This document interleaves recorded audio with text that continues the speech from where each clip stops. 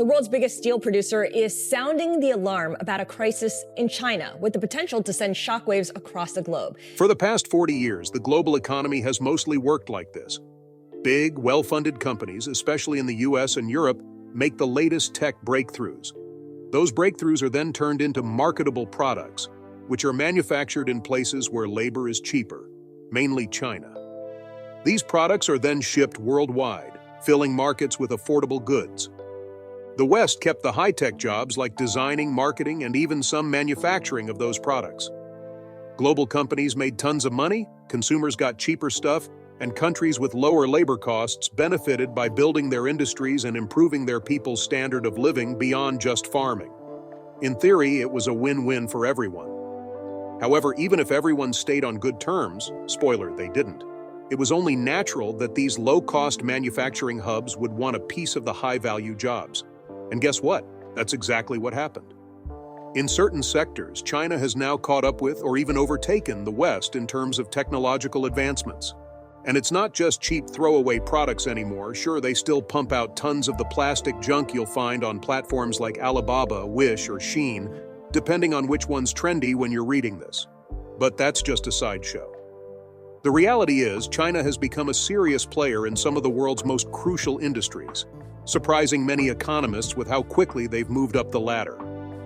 All of this is happening while China faces its toughest economic challenges in decades. So the big question for them is, could this be a crucial lifeline to revive their economy, or is it simply too little, too late? For Western governments and companies, the question is, what's their next move, no matter how things play out in China? Has Chinese manufacturing truly taken the lead on the global stage? Can China keep things running smoothly if Western companies start pulling out their operations? And lastly, will tougher trade restrictions be enough to slow down these industries? In 1978, China introduced a new law on foreign equity joint ventures. While progress was slow at first and not fully recognized until the mid-1980s, this move opened the door for more foreign investment to flow into the country, boosting regional economies.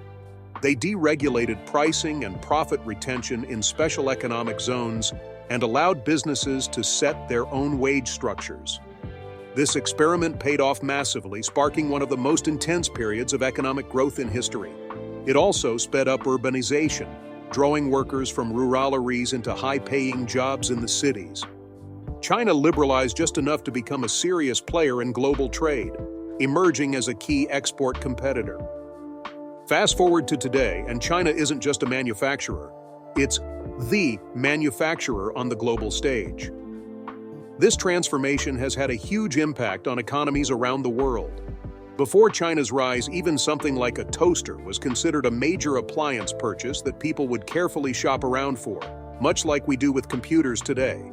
But thanks to China's manufacturing boom, people have been able to buy far more consumer goods at much lower prices. For a long time, the Made in China label was associated with poor quality. Platforms like Alibaba, Wish, and Shein have only reinforced that stereotype. But with pressure from outside and a growing understanding of global competition, Chinese manufacturers, especially the bigger players, have improved quality control.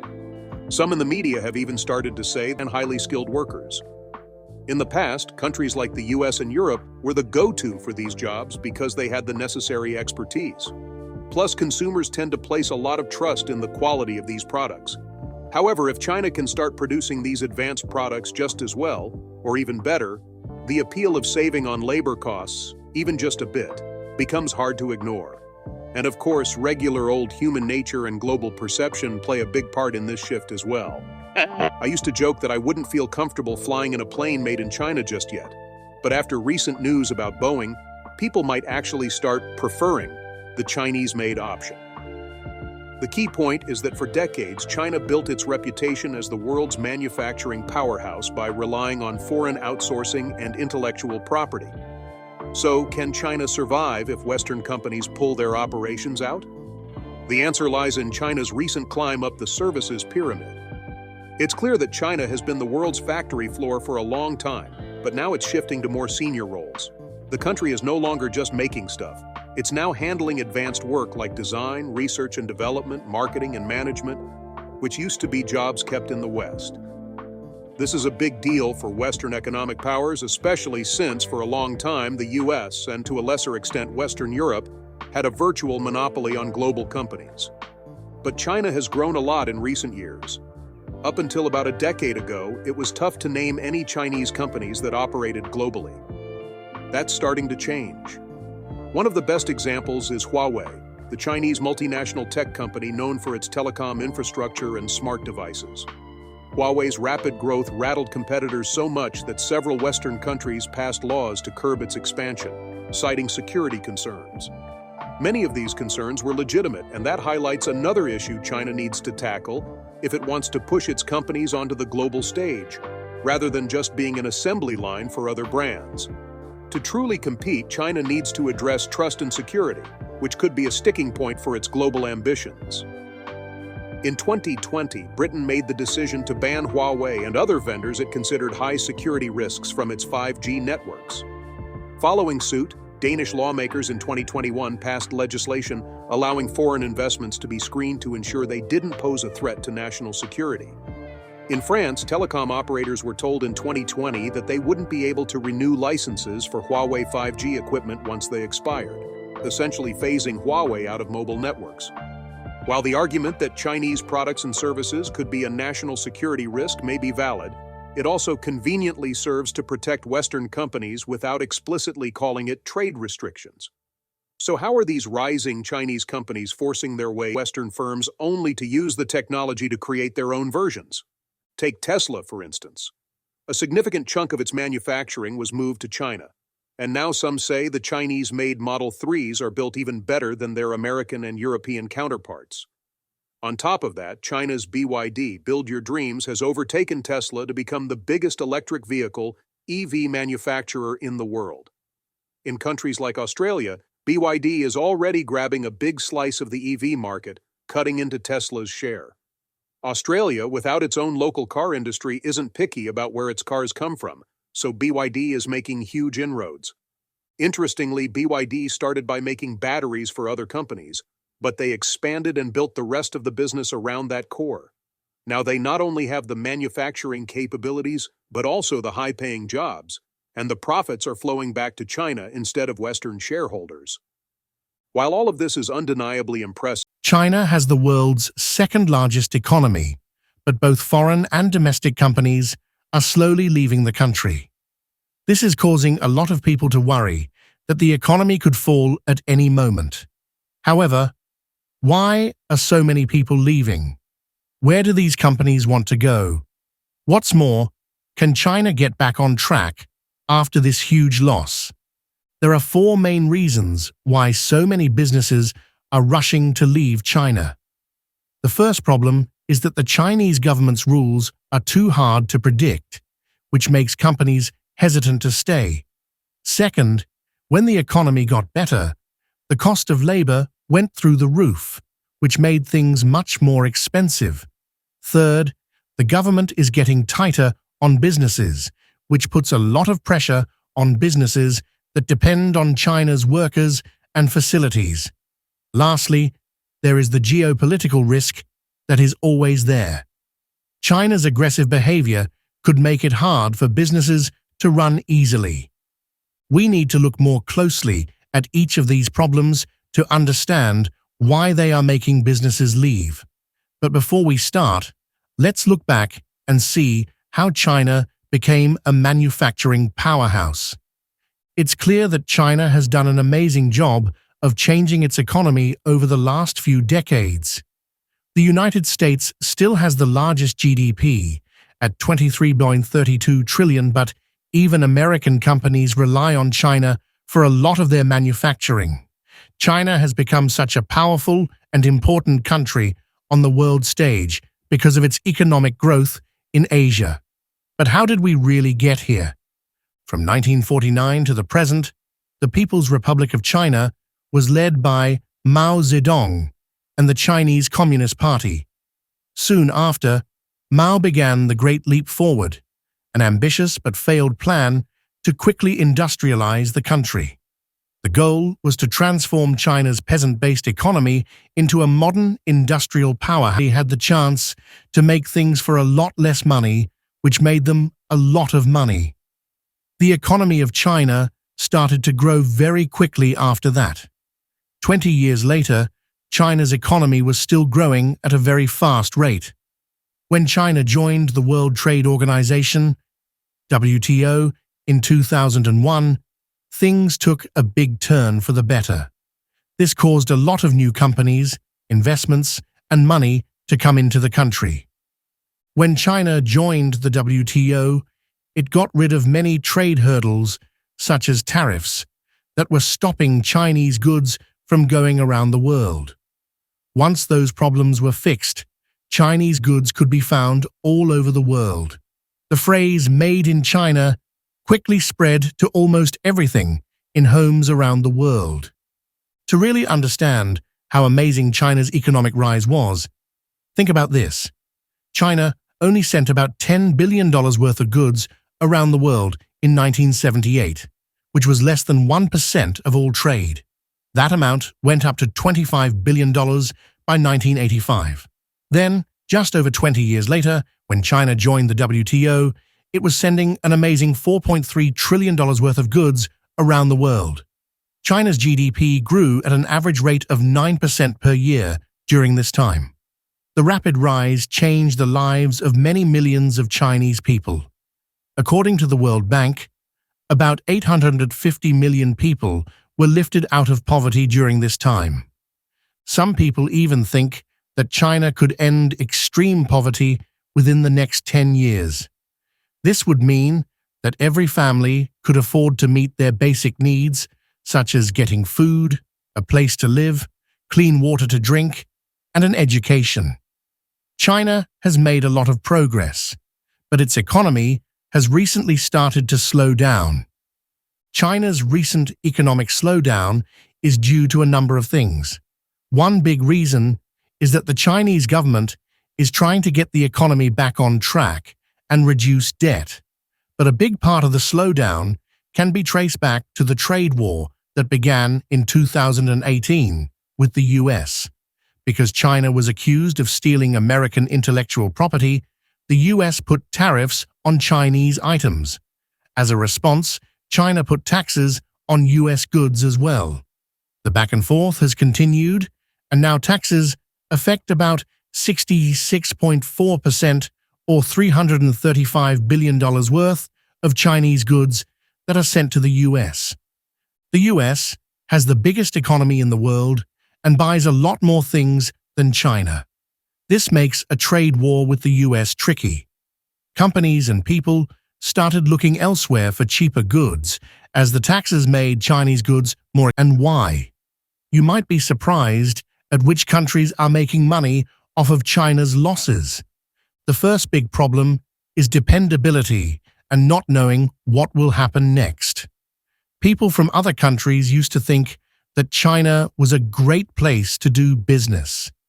In exchange for favorable laws and little government meddling, they had access to a huge pool of cheap labor and top-notch factories.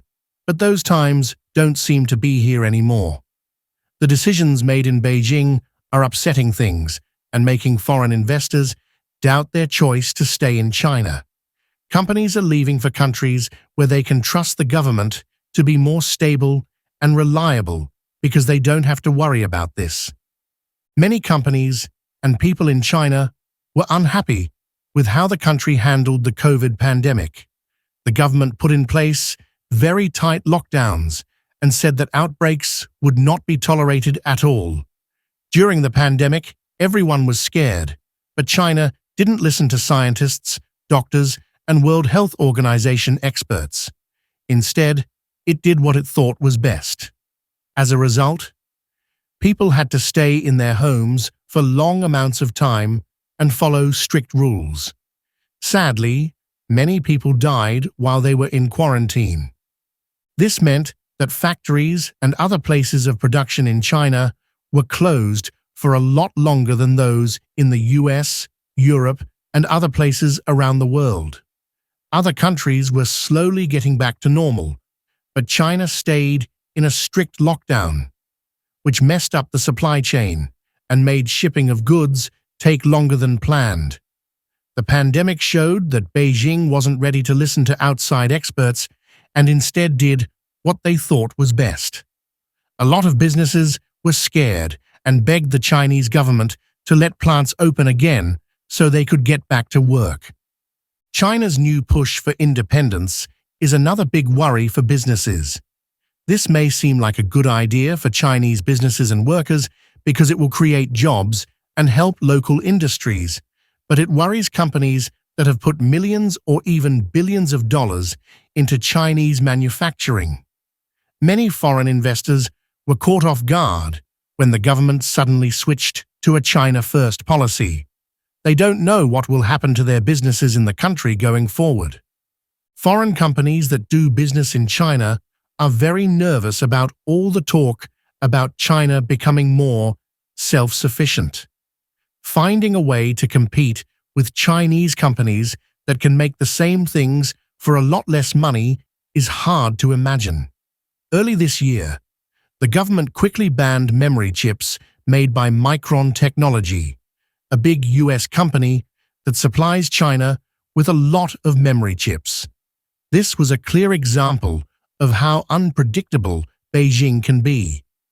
The government said there were security flaws, but a lot of people saw this as a tell. If China can ban memory chips made in the US today, what's stopping them from banning other goods made in other countries tomorrow?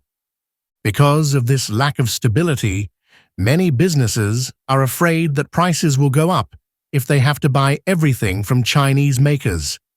Beyond that, there is always the chance that items made only in China might not be of good quality or could pose security risks.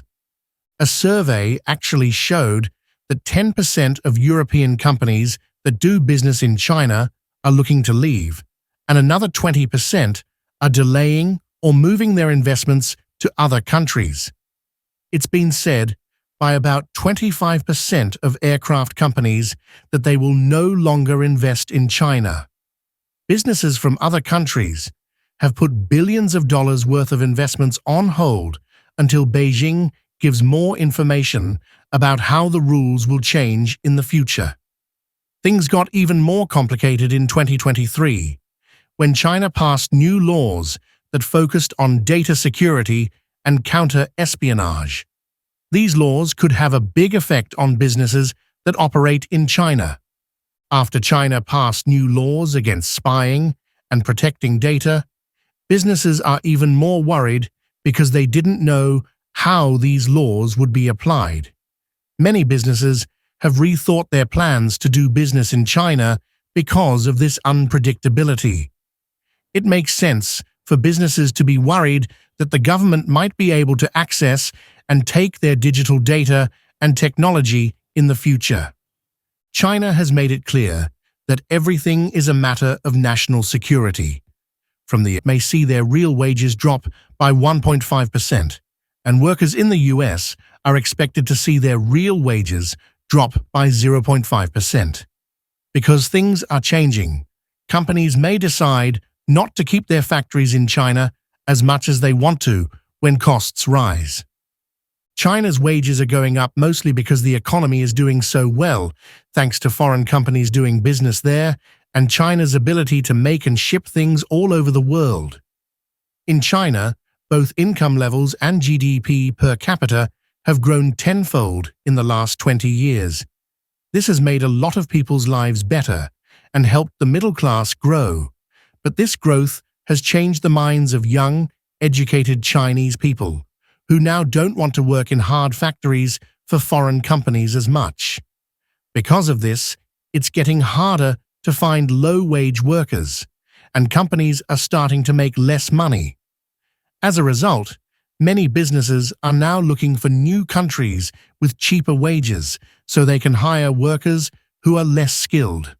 We'll talk more about where these companies are moving later, but for now, it's clear that rising labor costs in China are a big reason why companies are leaving.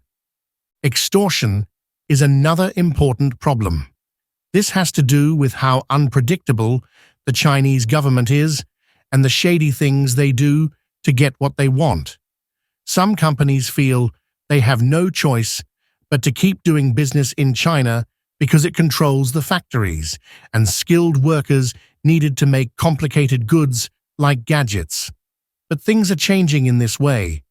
Recently, companies doing business in China have been told they have to share their trade secrets and technology with their Chinese partners.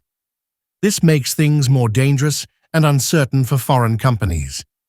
Sharing technology is meant to make production more efficient, but it also gives the Chinese government access to these important tools. The Chinese government is very interested in almost everything that happens in the country, so any business that does business there has to give information to the government. This wasn't as much of a worry when China was still growing and wasn't a world power yet, but those times are over. Now Beijing is working hard to increase its power around the world. This makes it more dangerous and expensive for foreign companies to do business. The Chinese government is using threats and blackmail to get businesses to stop doing business with them.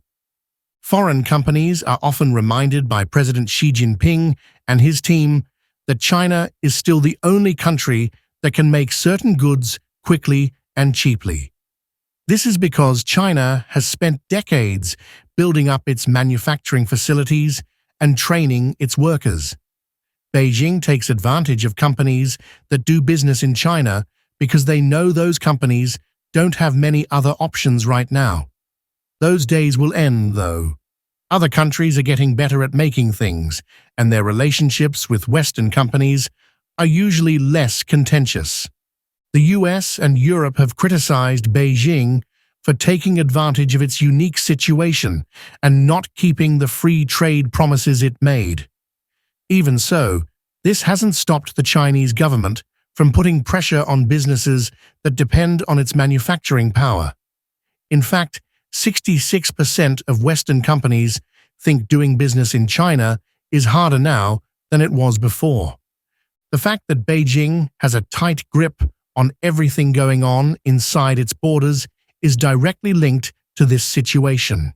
Even though China has a growing customer market, strict government oversight is making more and more foreign businesses not want to stay there. That's why a lot of businesses are looking for other places to work where they won't have to worry about being forced to give up money and private information. But China has become a major geopolitical threat, which isn't just a problem for industry, it's also a problem for the economy. Companies are hesitant to work in a country that often threatens to attack nearby areas, which is not a surprise. As Beijing continues to be pushy, especially toward Taiwan, companies are looking for ways to move their factories so that their supply chains won't be harmed if things get worse. Beijing is making its plans very clear by holding military drills right off the coast of Taiwan and building man-made islands in the South China Sea with military bases on them. Geopolitical tensions have grown and sanctions have been put in place because of this behavior. This is never good for companies. This is the reason some businesses are choosing to leave China and go to places with more stable governments. Businesses that want things to run smoothly in the future should be wary of China because it has a history of ignoring decisions made by foreign courts and sticking to its own rules. In Beijing, it seems like chaos could break out at any time, which would have big effects on production and sales. Beijing isn't afraid to use its economic power to attack whole governments that don't accept its rule, and this often affects the companies that do business in those countries. One clear example of this was when China stopped buying Australian wine because of worries about where COVID was coming from. In the same way, companies like Ericsson in Sweden and Lotte Stores in South Korea got in trouble for doing business with Taiwan. So did the whole country of Lithuania. Beijing isn't afraid to make foreign companies pay when companies from other countries do something wrong. This makes things very hard for businesses that want to do business in China. What does this mean for the Republic of the People? Many businesses used to like manufacturing in China because it was cheap, reliable, and good for them. But that's quickly changing because of government policies and the rising demands of a growing middle class. The country could run into economic problems if it doesn't get a steady flow of foreign investment and businesses setting up shop in China. Every time China does something, the US and other Western countries respond. Some examples are data theft that led to tariffs and China's aggression toward Taiwan that has led to the US and its partners sending more troops to the area. Beijing's aggressive foreign policies and desire to dominate the economy are likely to cause more businesses to leave for places that are safer and more stable. More and more businesses are changing how they think about doing business in China as time goes on. Not long ago, it looked like China was the only place to make things, but things are quickly changing. There are many other countries ready to take the lead, with strong, low-cost manufacturing sectors that are eager to accept foreign companies. Over half of companies that do business in China say that it's too political to do business there, which hurts their bottom line. Because making money is what it's all about. Companies are leaving China for better places to do business as soon as things get harder and cost more. For many companies, the biggest worry isn't just that China might not be able to make their products, but also the problems that come with the supply chain. When China implemented its zero-COVID strategy, it messed up the global supply chain in a big way. When the rest of the world began to open up, Beijing didn't loosen the limits. This made things even worse. People all over the world were ready to spend the money they had saved during lockdowns, that Western companies want to do business. There are a lot of skilled workers in the country, and the tech business is growing quickly. Vietnam is a good option for companies that want to find cheap ways to make things, because cities like Ho Chi Minh City and Hanoi are becoming talent hotspots. Because of its close ties with the US, Vietnam is a good choice for American businesses that want to move their production.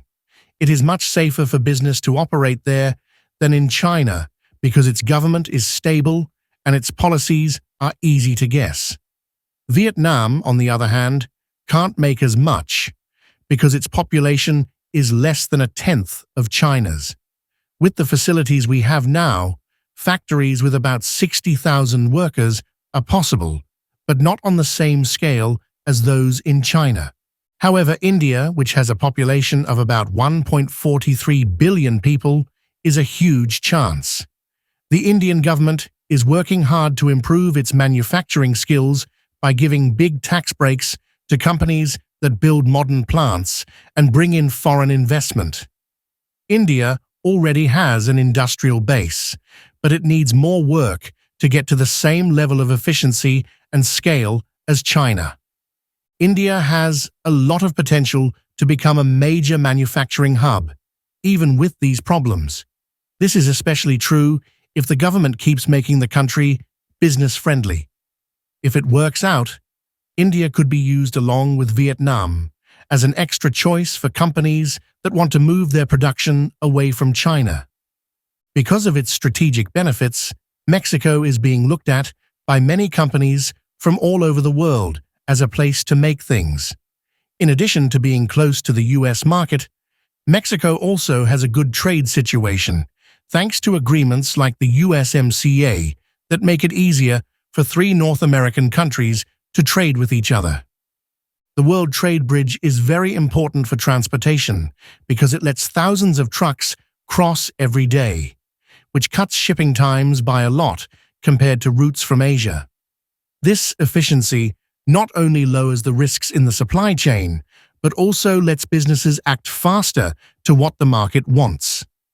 Mexico has competitive labor costs, especially for industrial jobs. Many industries benefit from a skilled workforce that can make good products at lower prices than in China.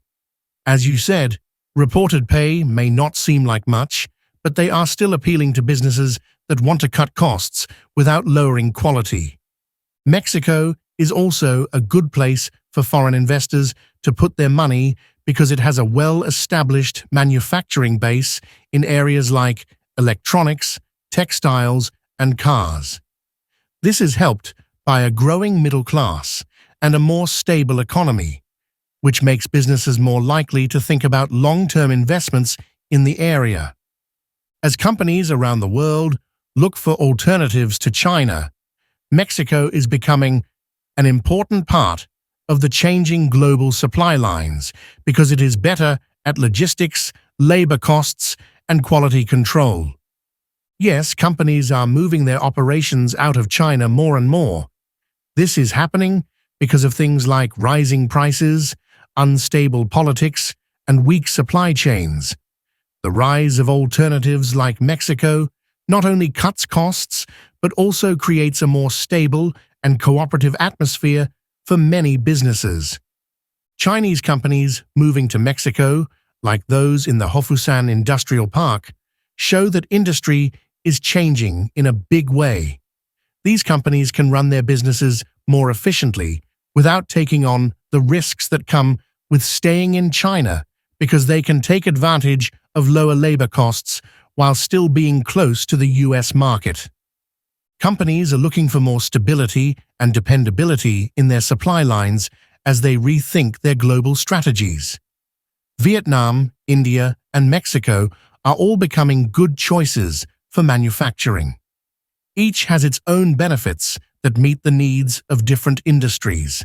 Diversification isn't just about saving money, it's also about making sure that operations can keep running even when global conditions change quickly. To sum up, the landscape is changing as businesses put more importance on more than just low costs. They are also looking for stable governments, reliable supply lines, and good regulatory environments. China's economy could be hurt by this trend if it keeps going, especially if foreign investment and industry operations keep going down,